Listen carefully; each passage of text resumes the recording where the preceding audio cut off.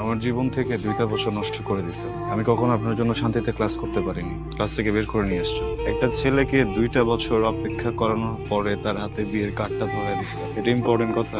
তাকায় আছেন কেন বলেন না? 2টা বছর ছটফট করছেন না কথাটা বলার জন্য? এর থেকে অনেক বেশি ছটফট আমি করছি কথাটা শোনার জন্য। আজকে একটু বলেন প্লিজ। শুনে এখান থেকে চলে যাবো, আমি কোনো সিন ক্রিয়েট করবো না। আমার দিকে তাকান। আমি তোমাকে ভালোবাসি।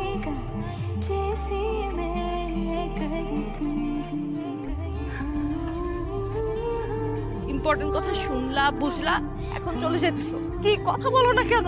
কারণ আমি কিছু বলতে আসিনি, শুনতে আসছিলাম। শুনে ফেলছে। আমি কি করব? বিয়ে করবেন, সংসার করবেন।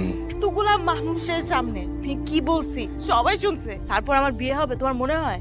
সরি, ভালো থাকবেন। ওকে।